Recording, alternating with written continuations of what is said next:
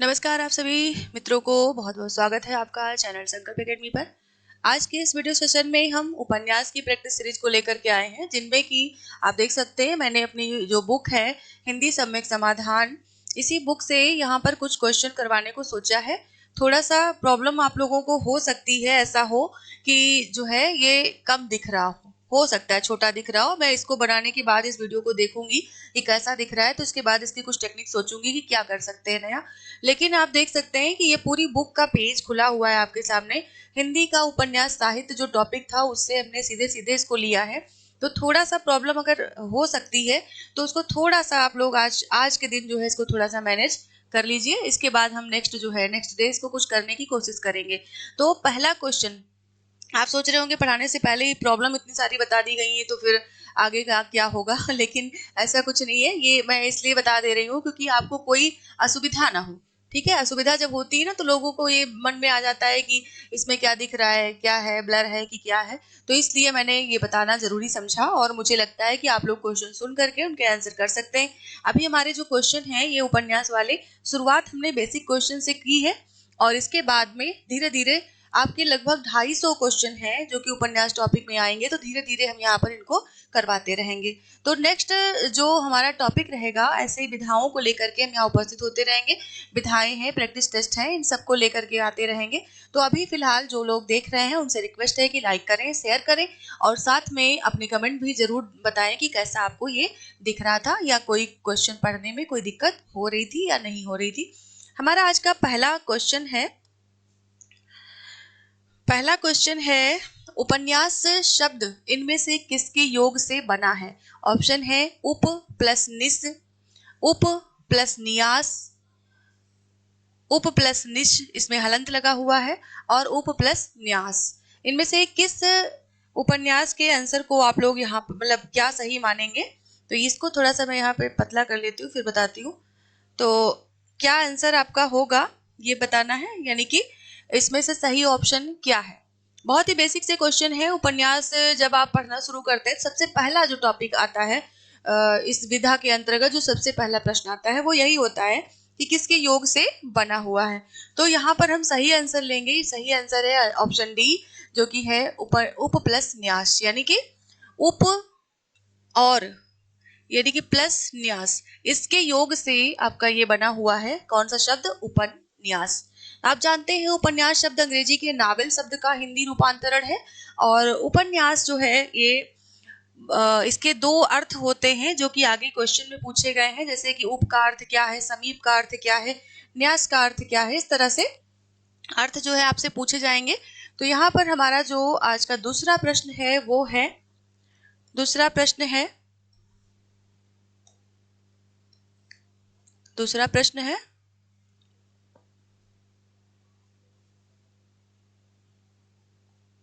उपन्यास के उप का अर्थ होता है समीप तथा न्यास का अर्थ क्या होता है? प्रश्न ये पूछ रहा है कि जो उप है उपन्यास में, जैसे आप यहाँ पर देख रहे हैं बड़ा सा उप और न्यास, ये दो शब्दों से मिलकर के बना है। तो उप का अर्थ है समीप और न्यास का अर्थ इनमें से क्या होगा?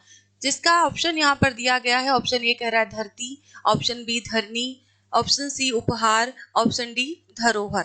तो इसमें से न्यास का अर्थ क्या होगा जो आप उपन्यास के रूप में जानते हैं? न्यास के अर्थ के रूप में सही ऑप्शन हम लेंगे सीधे। सही ऑप्शन से तात्पर्य यहाँ पर है डी धरोहर।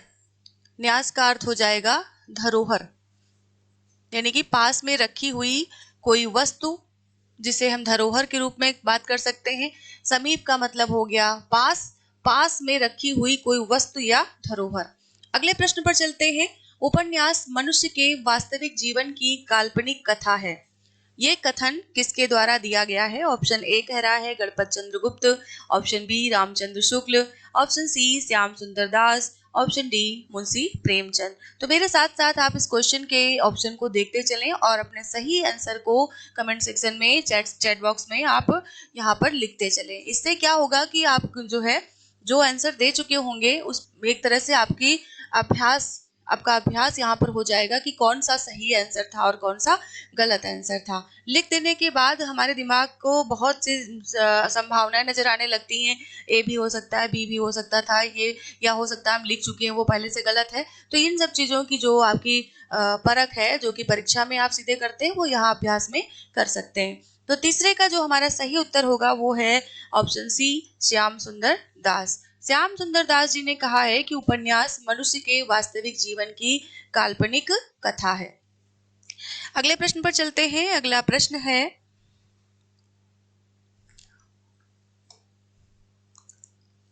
चौथा प्रश्न है, पीड़ा में परमात्मा बसता है, मेरे उपन्यास आत्म पीड़न के साधन हैं।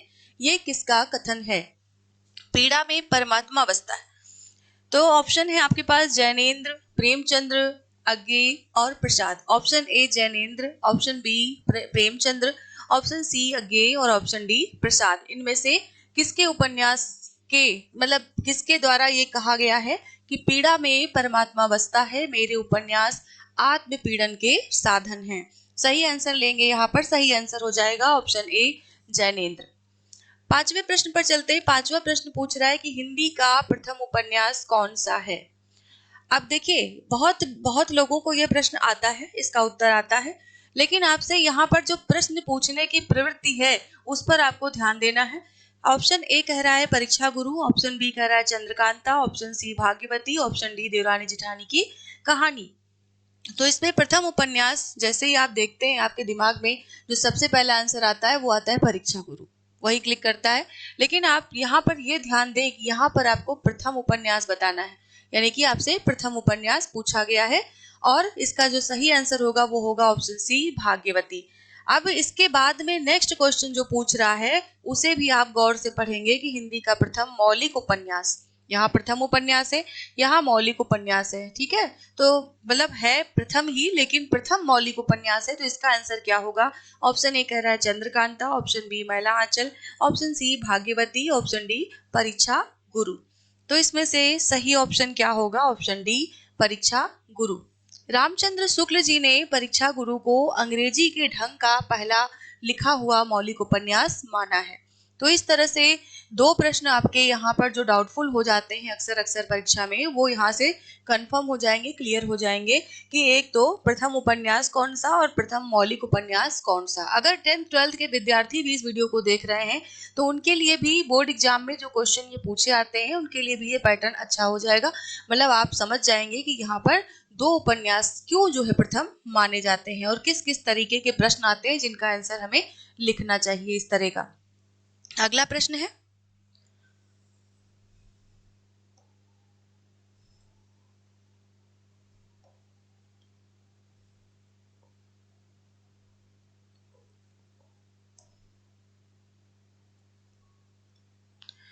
अगला प्रश्न है सातवां, भाग्यवती के उपन्यासकार कौन है?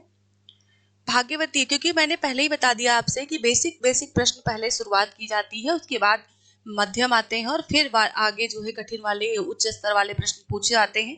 तो वैसे ही इस बुक में मैंने जो क्वेश्चन की जो पैटर्न फॉलो किया है वो यही किया है।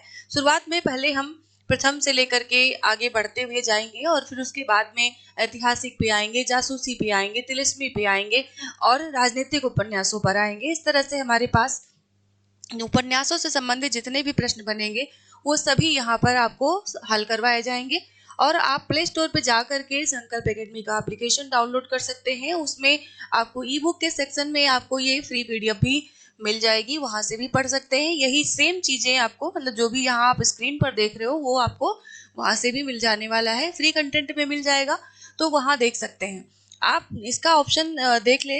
ए ऑप्शन है गोपाल राय, बी ऑप्शन है श्रद्धाराम फुलौरी, सी है देवकी नंदन खत्री, डी है श्रीनिवास दास।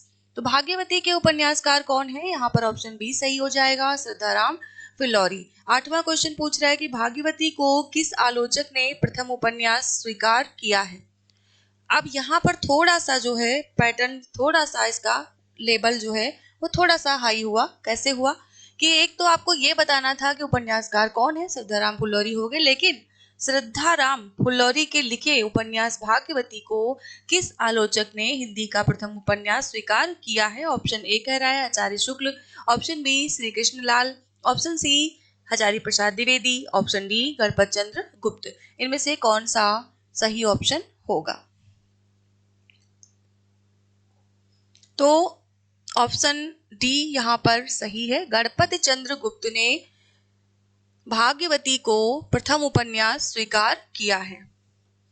अगले प्रश्न पर चलते हैं। अगला प्रश्न है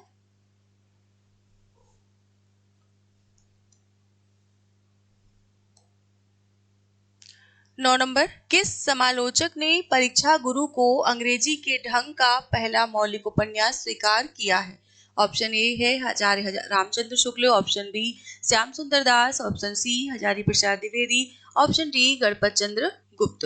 इनमें से किसने परीक्षा गुरु को, जो कि लाला श्रीनिवास दास का उपन्यास है, को अंग्रेजी के ढंग का पहला मौलिक उपन्यास किसने स्वीकार किया है, ये बताना है। तो इसका सही ऑप्शन होगा ए ऑप्शन आचार्य रामचंद्र शुक्ल जी। अगले प्रश्न पर चलते हैं। अगला प्रश्न है कि देवकी नंदन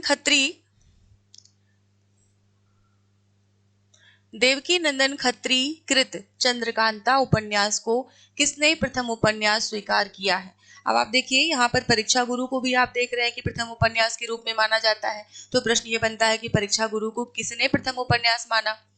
भाग्यवती को भी प्रथम उपन्यास की श्रेणी में रखा जाता है। तो प्रश्न बनता है कि भाग्यवती को किसने प्रथम उपन्यास माना? अब यहाँ पर आपको दिख रहा है चंद्रकांता। तो चंद्रकांता उपन्यास हिंदी में अगर प्रथम माना जाए तो वो किसके अनुसार माना गया है? तो यहाँ पर ये सारे प्रश्न आपको इनकी बारीकियां देखने को मिलेगी, इनकी गहनता देखने को मिलेगी, जिससे कि आपकी तैयारी जो है वो एक बेहतर ढंग से हो सके। तो चंद्रकांता उपन्यास को किसने प्रथम उपन्यास स्वीकार किया? ऑप्शन ए कह रहा है Shivnarayan Srivastava, option B Shri Krishnalal, option C Ganpat Chandra Gupt, option D आचार्य शुक्ल। तो नंबर 10 का जो ये प्रश्न है, इसमें जो सही आंसर है वो है श्री कृष्ण लाल, ऑप्शन बी। श्री कृष्ण लाल ने देवकी नंदन खत्री द्वारा लिखे गए चंद्रकांता उपन्यास को प्रथम उपन्यास स्वीकार किया है। यहाँ पर एक बात मैं बता दूं आपको, देवकी नंदन खत्री की बात चल रही है, तो देवकी नंदन खत्री ऐसे हिंदी साहित्य के साहित्यकार रहे जिन्होंने कि चंद्रकांता और चंद्रकांता संतति जैसे महान उपन्यासों की रचना की है। आप सभी अगर अपने बड़ों से बात करें, या हो सकता है आप भी उस दौर में रहे हों जब चंद्रकांता धारावाहिक टीवी पर प्रसारित किया जाता था, और उस समय इस धारावाहिक को देखने के लिए गांव-गांव से लोग एक जगह इकट्ठा होकर के, जिनके घरों में टीवी होती थी, वहां देखते थे। और इतना ज्यादा लोकप्रिय हुआ कि इसको पढ़ने के लिए हिंदी भाषी के जो प्रदेशों के लोग थे, उन्होंने हिंदी भाषा बोलना सीखा, क्योंकि उनको चंद्रकांता उपन्यास पढ़ना था। तो जितने पाठक हिंदी पढ़ने वाले देवकी नंदन खत्री ने तैयार किए हैं, उतने अन्य किसी लेखक ने तैयार नहीं किए हैं। ये बहुत बड़ा जो है इनका योगदान है हिंदी साहित्य के अंतर्गत। तो उम्मीद है आप लोगों को ये क्वेश्चन दिख रहे होंगे, और इनके साथ साथ जो हम यहाँ पर जो भी कुछ क्वेश्चन बता रहे हैं, इन सभी को आप देख पा रहे होंगे। उम्मीद है कि आप लोग ऐसे ही जुड़ेंगे हमारे साथ। और ये क्लास मैं रिकॉर्ड कर रही हूँ, कि देख रही हूँ कि सही से आ रहा है कि नहीं आ रहा है। फिर इसी क्लास को हम लाइव करेंगे रात के 8 बजे, जो है इसकी लाइव की टाइमिंग रहेगी, और हम 8 बजे इन्हीं क्वेश्चन को आपके द्वारा आपके साथ मिल करके लाइव वीडियो में जो है आएंगे, उपस्थित होंगे। तो उम्मीद है कि आप लोग जो है इस वीडियो को देख करके अपने सुझाव हम तक जरूर पहुंचाएंगे। वीडियो अच्छी लगे तो लाइक जरूर करें, शेयर करें, और चैनल पर पहली बार हैं तो सब्सक्राइब भी जरूर करें। धन्यवाद।